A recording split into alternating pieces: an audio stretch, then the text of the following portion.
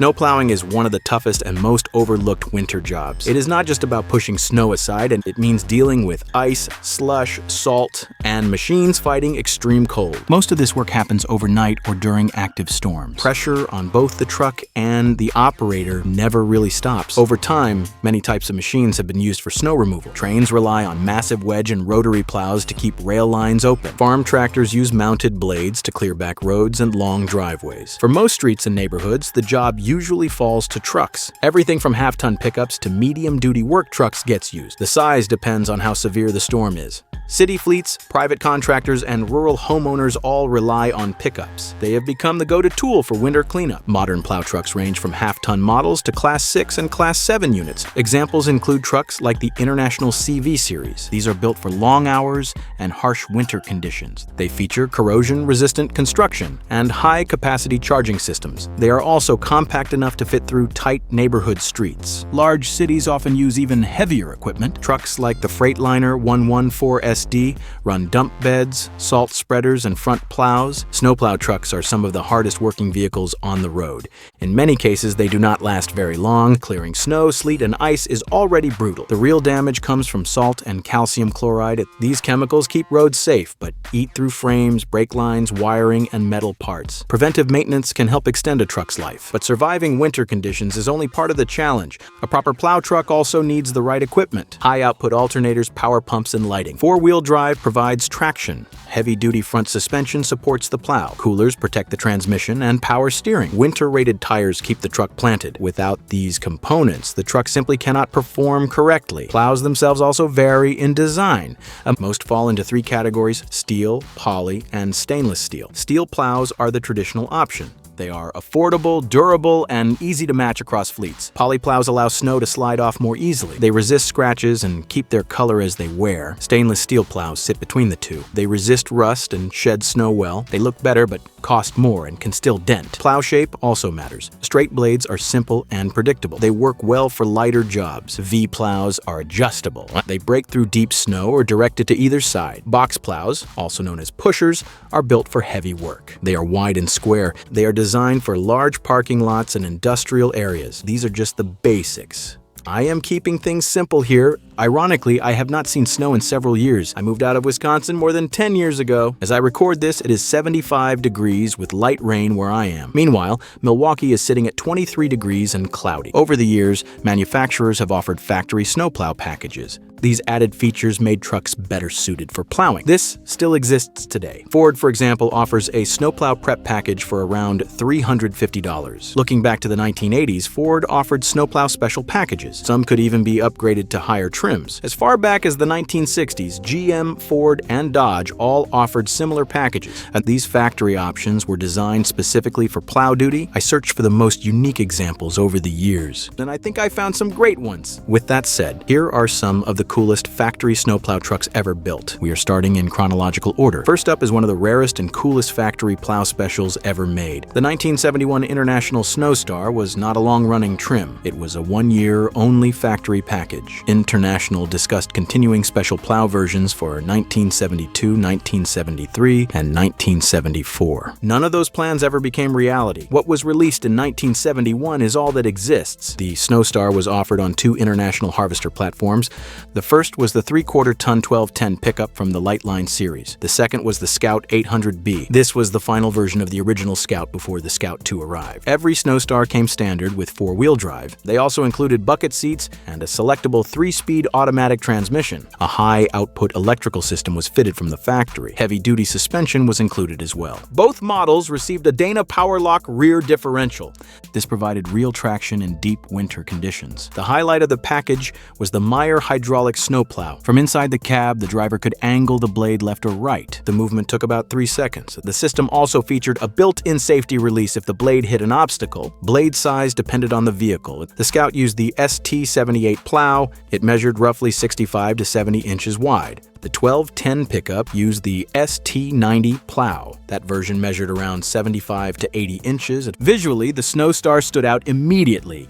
It wore bright yellow and white two-tone paint. Black racing-style stripes completed the Snowstar graphics. Both the Scout and the 1210 look incredible in this configuration. International did not produce many special editions. Aside from packages like the Johnny Reb or the Midas, they were rare. That makes a factory design this bold especially impressive. The Scout Snowstar is the more well-known of the two. One example sold on Bring a Trailer for $33,000. It showed just 22,000 miles. The 1210 Snowstar is far harder to find, and it is much rarer than the Scout. Production numbers are completely unknown. International planned to continue the Snowstar name, and after 1971, the idea quietly disappeared. Aside, this is one of my personal favorite factory snowplow packages. It will be difficult to top, but let's see what comes next. Up next is Dodge with the Snowfighter. The Dodge Snowfighter package was offered on W100, W200, and W300 pickups. Availability ranged roughly from 1972 to 1977. Evidence shows snow prep packages existed even earlier. I found an advertisement from 1969 showing plows and snow packages available. Interestingly, Dodge used unusual spelling for branding. Snow was spelled without the W. Fighter was also spelled incorrectly. This was done intentionally for marketing.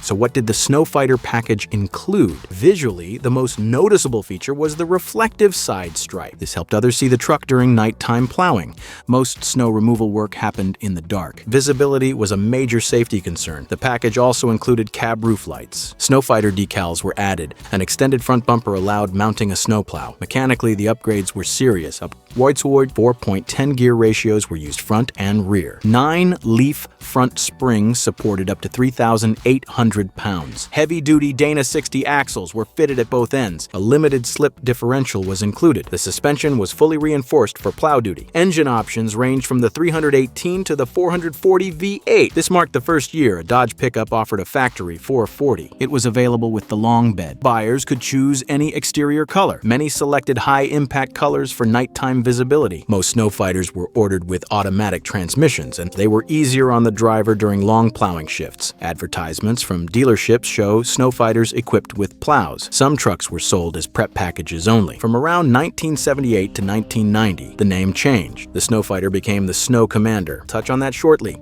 Next is Jeep and their snow package known as the Snow Boss. An advertisement from 1976 shows a CJ7 fitted with a snowplow. The same concept appeared on the Cherokee. 1 year later, Jeep officially introduced the Snow Boss package. Earlier, snow prep options likely existed. For this section, the focus is on the later factory packages. Exact equipment varied by model year, but the goal remained the same. Build a Jeep ready for serious winter work. I'm going to focus on the 1982 model year. I have an official brochure that clearly explains the equipment. That is more reliable than digging through old forum posts. With this package, you received all the necessary mounting hardware. That included mounting brackets, and the lift frame plow lights were included as well. You also got the hydraulic lift unit and electronic controls. A-frame and secondary frame were part of the setup. Snow Boss identification came factory installed. All switches and wiring were included. The plow itself was steel. Hydraulic cylinders handled blade movement. Next to that list, the brochure shows performance-matched options. These included a heavy-duty alternator and upgraded battery cooling. Additional supporting components were listed as well. If you look closely, there is an extra-duty suspension option. This was available for the Wagoneer and the Cherokee. Moving further down the list, it shows this suspension was optional. Here's a 1979 Cherokee Golden Eagle that I found. This is interesting because the Golden Eagle package was expensive. It was mostly a graphics package. Despite that, someone still added a snowplow setup. I really like the Jeep J series pickups. They were first introduced in 1971, and production continued all the way until 1988.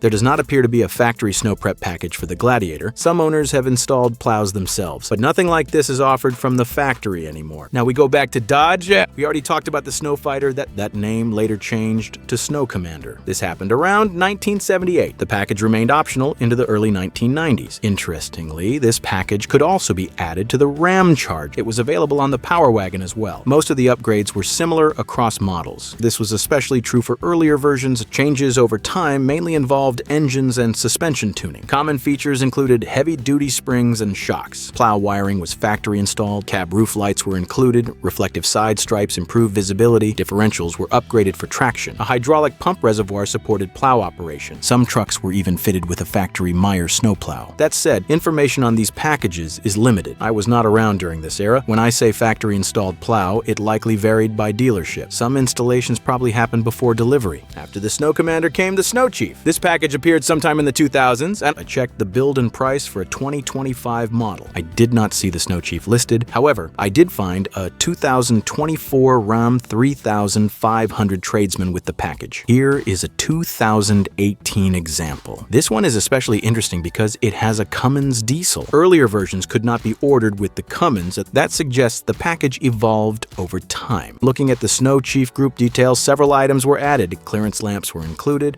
off-road tires were fitted, a transfer case skid plate was added, auxiliary switches came standard. An article covering a 2015 Ram 2500 mentions pricing. The Snow Chief group cost around $780. It included a limited slip rear axle. Auxiliary switches were part of the package. Extra marker lights were added along with other upgrades. There was also a heavy-duty snowplow prep group. That option added a 180 amp alternator. A skid plate was included as well. Our final entry is a concept vehicle. This is the Chevrolet Silverado HD Alaskan Edition. It debuted at the 2016 SEMA show. It would have been amazing to see it reach production. In a way it did, but not with the original styling. The blue and silver paint never made it. Neither did the 20-inch chrome wheels. The chrome bumpers and grille were dropped. The massive stainless steel plow never became standard. Around Christmas, I'll be releasing a Strange Editions video, but this one will focus on winter-themed models. So stay tuned for that. We've reached the end of the video. I have a quick announcement. Uploads will be moving to a bi-weekly schedule, and I'll explain the reason next month. Nothing bad has happened. A big opportunity has come up.